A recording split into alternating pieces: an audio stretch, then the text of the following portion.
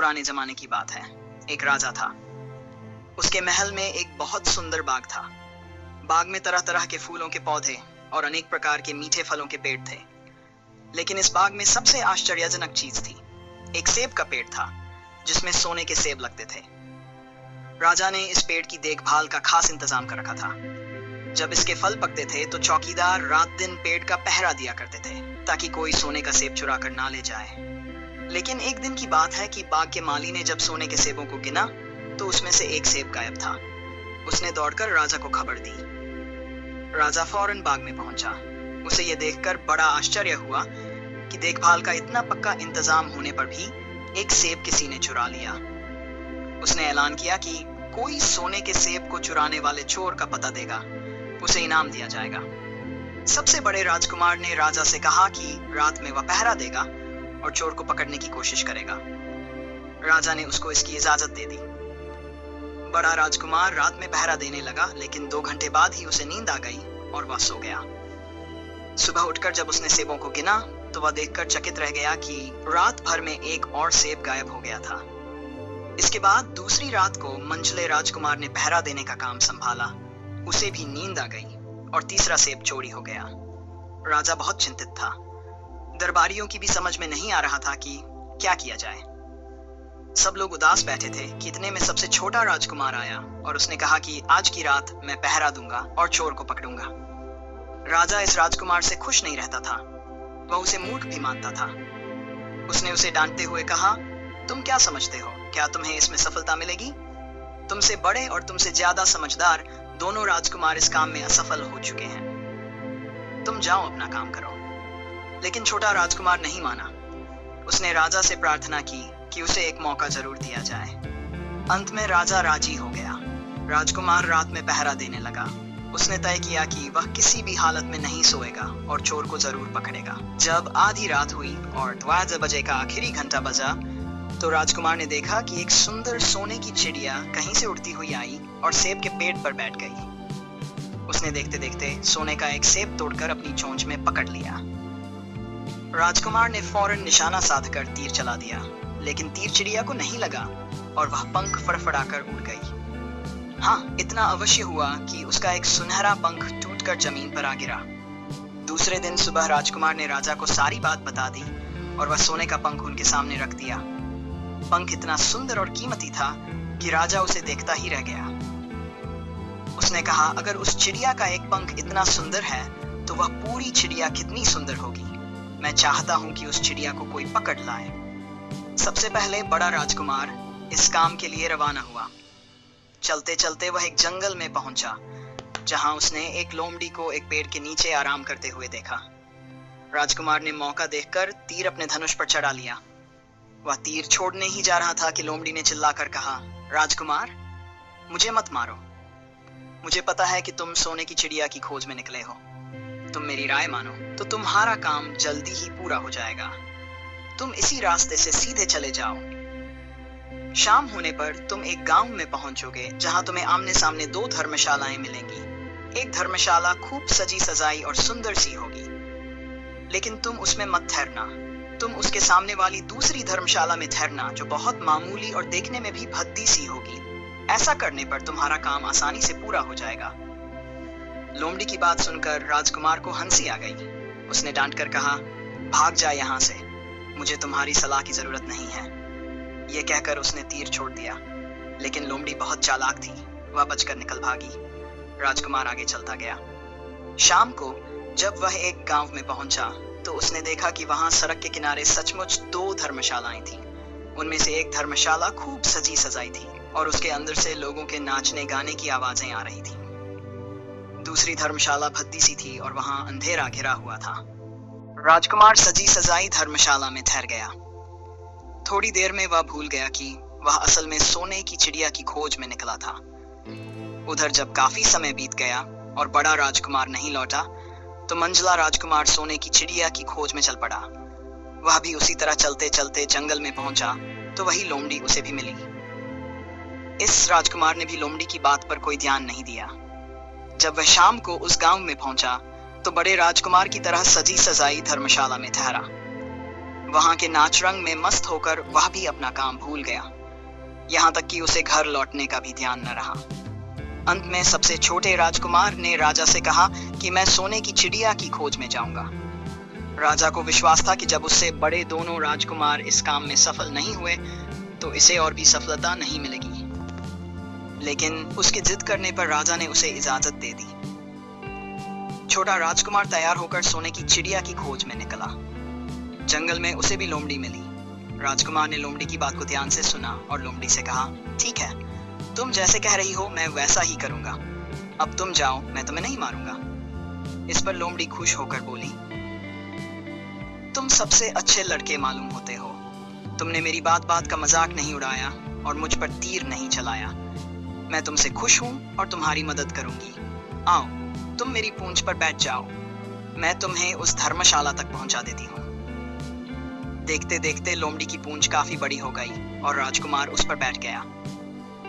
उसके बैठते ही लोमड़ी हवा में उड़ने लगी और थोड़ी ही देर में मैदानों और पहाड़ों को पार करके उसी गांव में जा पहुंची। राजकुमार ने उसकी सलाह को मानकर छोटी और पुरानी धर्मशाला में ही डेरा डाल दिया। वह दूसरी सजी सजाई धर्मशाला से दूर ही रहा। दूसरे दिन सुबह उठकर जब वह आगे बढ़ा तो कुछ दूर चलने पर उसे वह लोमड़ी फिर से रास्ते में मिल गई। लोमड़ी ने उसे कहा, अब मैं तुम्हें बताती हूँ कि आगे तुम्हें क्या करना चाहिए। तुम सीधे चलो। आगे चलने पर तुम्हें एक बहुत बड़ा किला मिलेगा जिस पर सिपाही लोग पहरा दे रहे होंगे। तुम सिपाहियों से डरना मत और सीधे अंदर चले जाना, क्योंकि वे इस समय सो रहे होंगे। तुम बेधड़क होकर किले में घुसते चले जाना और उनके कमरों को पार करते हुए उस जगह पहुंच जाना जहां लकड़ी के एक मामूली से पिंजरे में सोने की चिड़िया बंद है। तुम चिड़िया को पिंजरे सहित उठाकर किले से बाहर ले आना। चिड़िया के पिंजरे के पास ही एक बहुत सुंदर सा सोने का पिंजरा भी रखा होगा। तुम भूलकर भी चिड़िया को उस पिंजरे में मत रखना, मगर तुम उसे लकड़ी के पिंजरे में से निकालकर सोने के पिंजरे में रखने की कोशिश करोगे तो बाद में पछताओगे। यह कहकर लोमड़ी ने राजकुमार को फिर से अपनी पूंछ पर बिठाया और थोड़ी ही देर में उसको किले के पास पहुंचा दिया। राजकुमार ने किले के पास जाकर देखा कि सचमुच उसके पहरेदार सो रहे थे। वह बिना डरे सीधा महल में घुस गया और थोड़ी ही देर बाद वह उस कमरे में जा पहुंचा जहां सोने की चिड़िया एक पिंजरे में बैठी हुई थी। पिंजरे के पास ही सोने के 3 सिप पड़े हुए थे। वो को देखकर राजकुमार ने फौरन पहचान लिया कि हसीब उसके पिता के बाग के ही थे। सोने की चिड़िया इतनी सुंदर थी कि राजकुमार उसको देखता ही रह गया। वह उसको उठाकर लाने ही वाला कि उसकी नजर पास ही पड़े एक सुंदर से पिंजरे पर पड़ी। वह पिंजरा बहुत सुंदर था और उसमें तरह के कीमती पत्थर चढ़े हुए। राजकुमार ने सोचा कि ऐसी सुंदर चिड़िया के लिए ऐसा ही पिंजरा होना चाहिए। उसने चिड़िया को लकड़ी के पिंजरे से निकालकर सोने के पिंजरे में रखने की कोशिश की, लेकिन जैसे ही उसने चिड़िया को उठाया, महल के पहरेदार जाग गए और चारों तरफ शोर मच गया। राजकुमार को पकड़ लिया गया और राजा के सामने ले जाया गया। राजा ने क्रोधित होकर कहा, तुम मेरे महल में चोरी करने के लिए घुसे थे? मैं तुम्हें माफ नहीं कर सकता। तुम्हें फांसी की सजा दी जाएगी, लेकिन मैं तुम्हें एक मौका देता हूँ।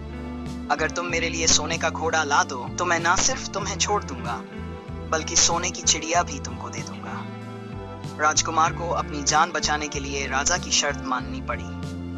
अब वह सोने के घोड़े की तलाश में निकला। किले के बाहर जाने पर उसने देखा कि लोमड़ी उसका इंतजार कर रही है। उसने लोमड़ी को सारी बातें बताई। लोमड़ी ने निराश होते हुए कहा, मैं अब तुम्हारी कोई मदद नहीं करूंगी। तुमने मेरे कहने के अनुसार नहीं किया। मैंने जिस तरह से कहा था, अगर तुम उस तरह से काम करते तो इस मुसीबत में नहीं फंसते और सोने की चिड़िया तुम्हें मिल जाती। राजकुमार बोला, इस बार मुझे माफ कर दो, मुझसे गलती हो गई। मेरा काम तुम्हारी सहायता के बिना नहीं चलेगा। मुझे राजा ने सोने का घोड़ा लाने के लिए कहा है, वरना वह मुझे फांसी पर चढ़ा देगा। लोमड़ी ने कहा, खैर, मैं तुम्हें माफ करती हूँ। अब तुम ऐसा करो कि मेरी पूंछ पर बैठकर सीधे चले चलो। कुछ दूर जाने पर तुम्हें एक दूसरा किला मिलेगा। उसी किले की घुड़साल में तुम्हें सोने का घोड़ा बंधा हुआ मिलेगा। महल के नौकर चाकर सब सो रहे होंगे। तुम चुपचाप जाना और घोड़े को खोल लेना। लेकिन एक बात याद रखना, वहां घोड़े के पास ही घोड़े पर कसने के लिए 2 जीन रखी होंगी। उनमें से एक तो पुरानी चमड़े की जीन होगी और दूसरी सोने की जीन होगी। तुम सोने की जीन को छूना भी मत और उस घोड़े पर पुरानी चमड़े की जीन को कसकर सवार हो जाना और उसे दौड़ते हुए किले से बाहर चले आना। राजकुमार ने वादा किया कि वह ठीक ठीक वैसा ही करेगा। लोमड़ी ने उसको अपनी पूंछ पर बैठाया और कुछ ही देर में वह उसे ले किले के पास जा पहुंची। किले के पास पहुंचते ही लोमड़ी ने उसे नीचे उतारा और फिर वहां से चली गई। राजकुमार सीधा फाटक से किले में घुस गया। अंदर जाकर उसने देखा कि वहां के सभी नौकर चाकर सोए हुए थे। थोड़ी ही देर में वह किले की घुड़साल में जा पहुंचा। वहां एक बहुत सुंदर सुनहरा घोड़ा बंधा हुआ था। राजकुमार ने पास जाकर देखा कि वह घोड़ा सचमुच सोने का था। ऐसा सुंदर घोड़ा उसने सपने में भी नहीं देखा था। उसने आगे बढ़कर घोड़े को खोल दिया। जब वह बाहर निकलने लगा तो उसकी नजर एक कोने में पड़ी हुई सोने की जीन पर गई। यह जीन बहुत सुंदर थी और उसमें हीरे मोती जड़े हुए थे। उसके पास ही एक फटी पुरानी चमड़े की जीन पड़ी हुई थी। इतने सुंदर घोड़े पर पुरानी चमड़े की जीन कसना राजकुमार को अच्छा नहीं लगा।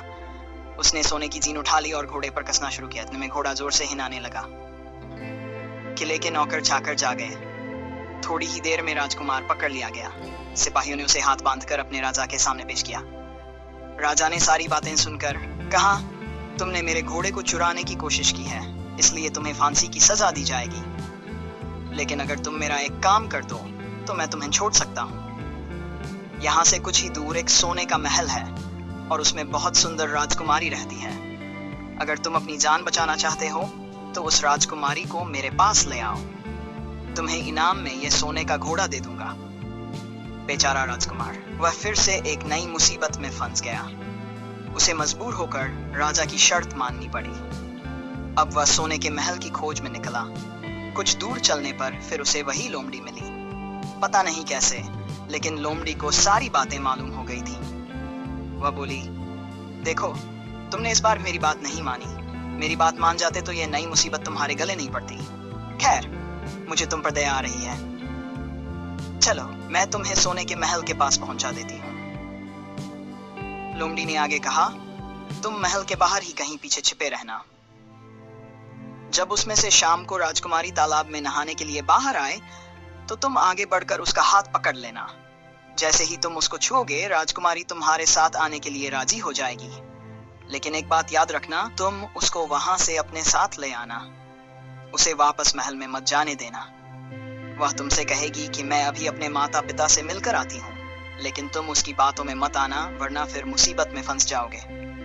यह कहकर लोमड़ी ने फिर से अपनी पूंछ फैला दी और राजकुमार उस पर बैठ गया। देखते देखते लोमड़ी हवा में उड़ती हुई कुछ देर बाद सोने के महल के पास जा पहुंची। महल के पास पहुंचते ही राजकुमार एक पेड़ के नीचे छिपकर बैठ गया। शाम को जब राजकुमारी नहाने के लिए किले से बाहर आई तो राजकुमार ने हिम्मत करके के आगे बढ़कर उसका हाथ पकड़ लिया। उसके छूते ही राजकुमारी उसके साथ चलने के लिए तैयार हो गई। वह बोली, राजकुमार, तुम मुझे जहां भी ले जाना चाहोगे मैं तुम्हारे साथ चलूंगी, लेकिन मुझे थोड़ी देर के लिए अपने माता पिता से मिल आने दो। राजकुमार ने कहा, नहीं, ये नहीं होगा, तुम्हें तुरंत मेरे साथ चलना पड़ेगा। लेकिन राजकुमारी रोने लगी। इतनी सुंदर राजकुमारी को रोते देखकर राजकुमार का मन पिघल गया। अंत में वह राजी हो गया और बोला, जाओ, थोड़ी देर के लिए माता पिता से मिल आओ, लेकिन फिर तुरंत बाहर चली आना। लेकिन राजकुमारी ने जैसे ही किले में पैर रखा, किले के पहरेदार जाग गए और उन्होंने राजकुमार को पकड़ लिया। राजकुमार बहुत पछताया, लेकिन अब क्या हो सकता था। सिपाहियों ने उसे अपने राजा के सामने पेश किया। राजा बहुत निराश था। उसने उसी वक्त हुक्म दिया, इस राजकुमार को फौरन फांसी पर चढ़ा दिया जाए। यह सुनकर राजकुमार रोने गिड़गिड़ाने लगा। इस पर राजा ने थोड़ी देर विचार करने के बाद कहा, मैं अपनी आज्ञा वापस नहीं ले सकता, लेकिन अगर तुम मेरा एक काम कर दो तो तुम्हारी जान बच सकती है। हमारे किले के ठीक सामने ये जो बड़ा पहाड़ है, इसके कारण हमारे किले की सुंदरता नष्ट होती है। अगर तुम 8 दिन में इस पहाड़ को खोदकर साफ कर दो तो हम तुम्हें क्षमा करेंगे और राजकुमारी का विवाह तुम्हारे साथ कर देंगे। राजकुमार किले के बाहर आकर पहाड़ को देखने लगा। उसके हाथ में एक छोटी सी कुदाली थी। उसकी समझ में नहीं आ रहा था कि इतना बड़ा पहाड़ 8 दिन में वह कैसे खोद सकेगा। फिर भी उसे अपनी जान तो बचानी ही थी, इसलिए वह पहाड़ खोदने लगा। धीरे धीरे 7 दिन बीत गए। इतने दिन तक लगातार खोदने पर भी पहाड़ का सिर्फ एक कोना ही खोद सका। वह दुखी होकर बैठ गया। उसे अब अपने पर बहुत अधिक क्रोध आ रहा था। वह मन में कहने लगा, अगर मैंने लोमड़ी की बात मान ली होती तो कितना अच्छा होता। लोमड़ी ने मुझको हर ठीक सलाह दी और मैं हर बार उसका कहना न मानकर नई नई मुसीबत में फंस जाता हूँ। राजकुमार इस तरह सिर झुकाए बैठा था कि अचानक उसे अपने पैरों के पास लोमड़ी की पूंछ हिलती दिखाई दी। उसने नजर उठाकर देखा, सचमुच वही लोमड़ी खड़ी थी। लोमड़ी ने मुस्कुराते हुए कहा, क्यों, क्या हाल है? इस बार तो तुम्हारी मदद करने की मेरी जरा भी इच्छा नहीं थी, लेकिन मैं 7 दिन से तुम्हें पहाड़ खोदते हुए देख रही हूँ। मुझे दया आ गई और मैं तुम्हारी मदद के लिए चली आई। जाओ, तुम बहुत थक गए हो, सो जाओ। मैं थोड़ी ही देर में तुम्हारा काम पूरा कर दूंगी। इस बार राजकुमार ने तय कर लिया था कि अब वह लोमड़ी जिस तरह कहेगी उसी तरह करेगा। वह चुपचाप उठकर एक तरफ सोने चला गया। थोड़ी ही देर में उसे नींद आ गई। सुबह जब वह सोकर उठा तो उसे अपनी आंखों पर विश्वास नहीं हो रहा था। वहां कहीं भी पहाड़ का नाम नहीं था और महल का सुंदर दृश्य दिखाई दे रहा था। राजकुमार सीधा राजा के पास पहुंचा। राजा उसके काम पर बहुत खुश हुआ। उसने तुरंत अपने वादे के अनुसार राजकुमारी किस्ता का विवाह कर दिया। जब राजकुमार उस सुंदर राजकुमारी के साथ कुछ दूर चला तो उसे रास्ते में फिर वही लोमड़ी मिली। लोमड़ी बोली, बधाई हो राजकुमार। राजकुमारी के साथ तुम्हें देखकर मुझे बड़ी खुशी हो रही है, लेकिन अब तुम्हें सोने का घोड़ा और सोने की चिड़िया भी प्राप्त करनी चाहिए, क्योंकि वे दोनों चीजें तुम्हारे ही लायक हैं और तुम उन्हें आसानी से प्राप्त कर सकते हो। राजकुमार ने कहा, लेकिन भला मुझे सोने का घोड़ा और सोने की चिड़िया कैसे मिल सकती हैं? मैं तो इस राजकुमारी को भी उस राजा के लिए ले जा रहा हूँ। लोमड़ी ने कहा, नहीं, तुम ऐसा काम कभी मत करना। इस राजकुमारी के साथ तुम्हारा विवाह हुआ है और यह अब तुम्हारी ही है। अगर तुम मेरे कहने के अनुसार काम करो तो तुम्हें सोने का घोड़ा और सोने की चिड़िया भी मिल सकती है। तुम पहले इस राजकुमारी को लेकर सोने के घोड़े वाले राजा के पास जाओ। राजा खुश होकर तुम्हें सोने का घोड़ा दे देगा। तुम घोड़े पर सवार हो जाना और सवार होकर सबसे विदा लेना। राजकुमारी से तुम सबसे बाद में विदा लेना। जैसे ही तुम राजकुमारी के पास पहुंचो, उसे हाथ से पकड़कर घोड़े के ऊपर खींच लेना और घोड़े को दौड़ा देना। सोने का घोड़ा इतना तेज दौड़ता है, दुनिया का तेज से तेज घोड़ा भी उसकी बराबरी नहीं कर सकता। जाओ, तुम पहले इतना काम पूरा करो, इसके बाद आगे का काम मैं तुम्हें बाद में बताऊंगी। मैं तुम्हें वहां रास्ते में मिलूंगी। राजकुमार ने ठीक वैसा ही किया जैसा लोमड़ी ने उससे कहा था। जब सोने के घोड़े वाले राजा ने खुश होकर उसे इनाम में सोने का घोड़ा दिया तो राजकुमार उस पर सवार हो गया और सबसे विदा लेने लगा। अंत में वह राजकुमारी को उठाकर घोड़े को तेजी से दौड़ाता हुआ किले से बहुत दूर निकल आया। रास्ते में एक पेड़ के नीचे लोमड़ी उसका इंतजार कर रही थी। उसे देखकर लोमड़ी बोली, शाबाश, अब तुम सोने की चिड़िया भी प्राप्त कर लो। जब तुम सोने की चिड़िया वाले राजा के पास पहुंचोगे तो वह इस घोड़े को देखकर बहुत खुश होगा। तुम उससे कहना कि पहले सोने की चिड़िया का पिंजरा मेरे हाथ में दे दो, तब मैं ये घोड़ा तुम्हें दूंगा। जब वह पिंजरा तुम्हारे पास लाए तो पिंजरा उसके हाथ से छीन लेना और घोड़े को दौड़ा देना। बस ऐसे ही चिड़िया तुम्हारे पास होगी और कोई तुम्हें पकड़ भी नहीं सकेगा। इस बार भी राजकुमार ने ठीक वैसा ही किया। वह राजकुमारी के साथ ही घोड़े पर बैठा रहा और जब राजा ने उसके हाथ में सोने की चिड़िया का पिंजरा दिया तो उसने देखते देखते लात मार दी और सोने का घोड़ा हवा से बातें करने लगा। कुछ दूर चलने पर वह फिर लोमड़ी से मिला। राजकुमार ने उससे कहा, तुमने मेरी बड़ी मदद की है। तुम्हारी वजह से मुझे न सिर्फ सोने की चिड़िया मिली बल्कि सोने का घोड़ा और इतनी सुंदर राजकुमारी भी मिल गई। बताओ, मैं तुम्हें क्या इनाम दूं? मैं तुम्हें कुछ न कुछ जरूर देना चाहता हूं। लोमड़ी ने कहा, अगर तुम खुश हो तो मेरा एक काम कर दो, तुम एक तीर चलाकर मुझे मार दो। इस समय तुम यही सबसे बड़ा काम मेरे लिए कर सकते हो। राजकुमार ने कहा, भला ये कैसे हो सकता है? तुमने मेरी इतनी मदद की और मैं बदले में तुम्हें मार दूं? मुझसे ये नहीं होगा। ये सुनकर लोमड़ी बड़ी दुखी हुई और बोली, अगर तुम मेरा ये काम नहीं कर सकते तो फिर ठीक है, जाओ, लेकिन मैं तुम्हारी भलाई के लिए ही कह रही हूँ कि तुम 2 बातें जरूर याद रखना।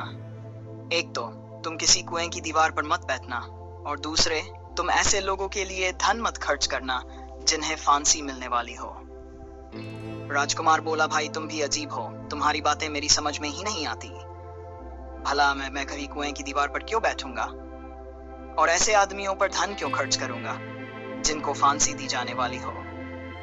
लेकिन लोमड़ी ने उसकी बात का कोई जवाब नहीं दिया और अलविदा कहकर वहां से चली गई। राजकुमार सोने का घोड़ा दौड़ता हुआ आगे बढ़ा। राजकुमारी उसके साथ ही बैठी हुई थी और सोने की चिड़िया का पिंजरा उसके हाथ में था। कुछ ही देर में राजकुमार उस छोटे गांव में जा पहुंचा जिसमें वे दोनों धर्मशाला थी। गांव के लोग और खास तौर से बच्चे उसको देखने के लिए बाहर निकल आए। सोने के घोड़े पर इतने सुंदर राजकुमार के साथ बैठी एक राजकुमारी को देखकर सभी लोग चकित थे। इतने में राजकुमार ने देखा कि गांव के बगीचे में एक जगह बहुत से लोग जमा हैं और कुछ शोर हो रहा है। राजकुमार के पूछने पर लोगों ने बताया कि वहां 2 आदमियों को फांसी देने की तैयारी हो रही है। राजकुमार उधर ही चल पड़ा। वहां पहुंचने पर उसने पहचान लिया कि जिन आदमियों को फांसी दी जाने वाली थी वे और कोई नहीं बल्कि उसके ही भाई थे। वे लोग तब से उसी सजी सजाई धर्मशाला में रह रहे थे और तरह तरह के बुरे काम करते थे। वे जुआ भी खेलते थे और जुए में बहुत सा धन हार चुके थे। उन्होंने लोगों से बहुत सा रुपया भी उधार लिया था। इन्हीं सब बातों से चिढ़कर अब गांव वाले उन्हें फांसी पर चढ़ाने जा रहे थे। राजकुमार भला ये कैसे होने देता। उसने लोगों से कहा कि मुझसे रुपया ले लो और इन लोगों को छोड़ दो। उसके बहुत कहने सुनने पर लोग राजी हो गए और उन्होंने उन दोनों आदमियों को रिहा कर दिया। राजकुमार अपने भाइयों को छुड़ाकर आगे चला। कुछ दूर चलने पर जंगल में उन्हें एक कुआं दिखाई दिया। इस पर राजकुमार ने कहा, कुछ देर कुएं के पास आराम करते हैं। ठंडा पानी पीने के बाद हम लोग आगे चलेंगे। राजकुमार राजी हो गया। अब तक वह यह भी भूल चुका था कि लोमड़ी ने विदा होते समय उससे क्या कहा था। वह घोड़े से उतरकर कुएं की दीवार पर बैठ गया और आराम करने लगा। उसके दोनों भाइयों ने मौका देखकर उसे कुएं में धकेल दिया। इसके बाद उन्होंने घोड़े पर राजकुमारी को डाला और सोने की चिड़िया का पिंजरा उठाया और वहां से चलते बने। कुछ ही देर में वे लोग अपने राज्य में लौट आए। घर लौटकर उन्होंने राजा से कहा, हम लोग सोने की चिड़िया को पकड़ लाए हैं। इसी चिड़िया ने हमारे बाग में से सोने के सेब चुराए थे। इसके साथ ही हम एक यह सोने का घोड़ा और राजकुमारी भी लाए हैं। राजा बहुत खुश हुआ। सारे राज्य के लोग खुशियां मनाने लगे, लेकिन राजकुमारी खुश नहीं थी। वह बराबर रोती रहती थी। उसने खाना पीना छोड़ दिया। यही नहीं, घोड़े ने भी दाना पानी बंद कर दिया और सोने की चिड़िया भी उदास रहने लगी। राजा ने बहुत कोशिश की, लेकिन ना तो वह राजकुमारी खुश हुई और ना सोने का घोड़ा और सोने की चिड़िया ने दाना खाना शुरू किया।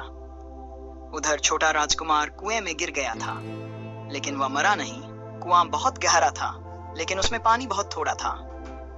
वह कुएं में बैठा बैठा अपने भाग्य को कोसता रहा। अब उसे फिर उसी लोमड़ी की याद आई और वह पछताने लगा कि अगर मैंने उसका कहना मान लिया होता तो मैं मुसीबत में ना फंसता। राजकुमार ने जैसे ही लोमड़ी को याद किया, लोमड़ी नामालूम कैसे कुएं के मुंह पर आ पहुंची और बोली, देखो राजकुमार, मैंने पहले ही तुम्हें समझाया था कि किसी कुएं की दीवार पर मत बैठना और ऐसे आदमियों की मदद मत करना जिन्हें फांसी दी जाने वाली हो, लेकिन तुम नहीं माने। खैर चलो, अब आखिरी बार मैं फिर तुम्हारी मदद कर देती हूँ। लो मेरी पूंछ पकड़कर कुएं से बाहर निकल जाओ। ये कहकर लोमड़ी ने अपनी पूंछ कुएं में लटका दी। देखते देखते पूंछ इतनी लंबी हो गई कि कुएं के पेंदे में पड़े राजकुमार के पास तक जा पहुंची। राजकुमार उसे पकड़कर कुएं से बाहर निकल आया। लोमड़ी ने उससे कहा, जाओ, अब तुम अपने घर जाओ, लेकिन जरा होशियार रहना, तुम्हारे भाई तुम्हारी जान के दुश्मन हैं। वे लोग जरूर तुमको ढूंढ रहे होंगे। राजकुमार घर की ओर चल पड़ा। अपने राज में पहुंचने पर उसे एक भिखारी मिला। भिखारी को उसने अपने सुंदर कपड़े दान में दे दिए और उनके भद्दे पुराने कपड़े पहन लिए। इस तरह भेष बदलकर वह अपने किले में पहुंचा। वहां उसके पहुंचने पर एक बड़ी आश्चर्यजनक बात हुई। सोने का घोड़ा खुशी से हिनहिनाने लगा और दाना खाने लगा। सोने की चिड़िया भी अपने पिंजरे में खुशी से फुदकने लगी और गाना गाने लगी। राजकुमारी ने अपने आंसू पोंछ डाले और वह भी खुश दिखाई देने लगी। लेकिन राजा की समझ में कुछ नहीं आया। उसने राजकुमारी से इसका कारण पूछा तो वह बोली, मैंने तो पहले ही आपको सारी कहानी बता दी थी। आपके बड़े और मंझले राजकुमार ने छोटे राजकुमार के साथ धोखा किया है।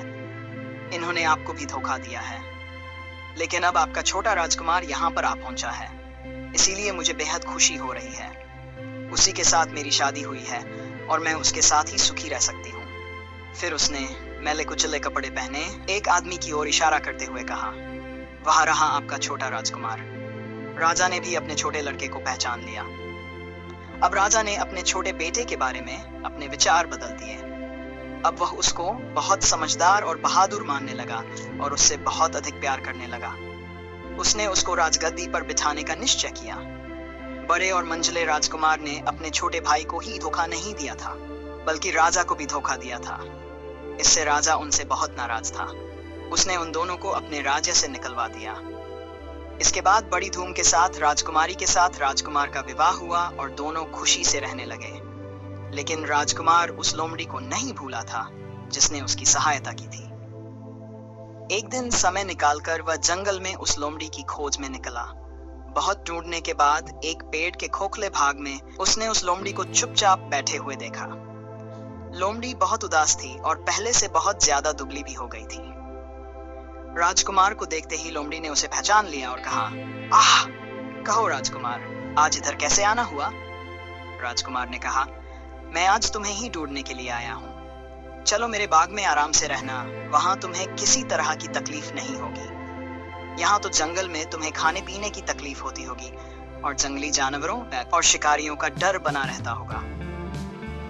लोमड़ी ने कहा, नहीं राजकुमार, मैं यहाँ ठीक हूँ और भला अब तुम्हें मेरे दुख से क्या लेना देना? तुम्हारा काम निकल गया, अब तुम खुशी से अपने राज में रहो। कुमार बोला, नहीं, तुमने मेरा बड़ा उपकार किया है। मैं तुम्हें इनाम देना चाहता हूँ और अपने साथ ही रखना चाहता हूँ। राजकुमारी भी बहुत खुश होगी, वह भी तुमसे मिलना चाहती है। लोमड़ी बोली, अगर तुम सचमुच मुझे इनाम देना चाहते हो तो मेरा एक काम कर दो। मैंने तुमसे पहले भी कहा था कि तुम तीर चलाकर मुझे मार दो, इसी से मेरा लाभ होगा। असल में एक जादूगर ने मुझ पर जादू कर रखा है। मैं लोमड़ी नहीं हूँ। मुझे उसके जादू के प्रभाव से लोमड़ी के रूप में रहना पड़ रहा है। मैं तो उसी देश का राजकुमार हूँ जहाँ की राजकुमारी से तुम्हारा विवाह हुआ है। असल में वह राजकुमारी मेरी छोटी बहन है। अगर तुम तीर चलाकर मुझे मार दोगे तो इस जादू से मुझे मुक्ति मिल जाएगी। और मैं फिर अपने को यह सुनकर बड़ा आश्चर्य हुआ। उसने फौरन अपने धनुष पर तीर चढ़ाया और लोमड़ी की ओर छोड़ दिया। तीर के लगते ही लोमड़ी मर गई और उसमें से एक सुंदर सा राजकुमार निकल आया। फिर दोनों राजकुमार आपस में गले मिले। इसके बाद दोनों राजकुमार वापस महल में लौट आए। महल में दोनों राजकुमारों के लौटने की खबर जंगल की आग की तरह पूरे राज्य में फैल गई। छोटे राजकुमार ने अपनी पत्नी राजकुमारी और उसके बड़े भाई को आपस में मिलवाया। राजकुमारी अपने भाई को देखकर फूट फूट कर रोने लगी और बोली, भैया, मैंने सोचा था कि मैं आपको कभी नहीं देख पाऊंगी। आपके बिना मेरा जीवन अधूरा था। बड़े भाई ने अपनी बहन को गले लगाते हुए कहा, बहन, ये तुम्हारे पति छोटे राजकुमार का ही साहस और निष्ठा है कि मैं आज तुम्हारे सामने हूँ। इस व्यक्ति ने हर मुश्किल का सामना किया और मेरा जीवन बचाया। मैं इनका सदा आभारी रहूंगा। इस बीच राजा भी उस राजकुमार से मिलने आए जो कभी लोमड़ी के रूप में उनके छोटे बेटे का मार्गदर्शन कर रहा था। राजा ने उसकी कहानी सुनकर कहा, तुम्हारा संघर्ष और त्याग प्रशंसनीय है। तुमने अपनी बहन की रक्षा के लिए जो किया वह अनुकरणीय है। तुम्हारे देश के लोग तुम्हारे लौटने की प्रतीक्षा कर रहे होंगे। मैं चाहता हूं कि तुम अपने राज्य में वापस जाओ और वहां के लोगों का मार्गदर्शन करो। बड़े राजकुमार ने राजा के प्रस्ताव पर सहमति जताई, लेकिन वह कुछ दिन अपनी बहन और छोटे राजकुमार के साथ रहने के लिए महल में रुका। उन दिनों में पूरे राज्य में खुशी और उत्सव का माहौल रहा। कुछ ही समय बाद बड़े राजकुमार अपने राज्य लौटने के लिए तैयार हुए। छोटे राजकुमार और राजकुमारी ने उन्हें भावभीनी विदाई दी। जाते समय बड़े राजकुमार ने छोटे राजकुमार से कहा, भाई, तुमने मेरा जीवन बचाकर मुझ पर जो उपकार किया है मैं उसे कभी नहीं भूलूंगा। अगर तुम्हें कभी मेरी मदद की आवश्यकता हो तो बेझिझक मेरे पास आना।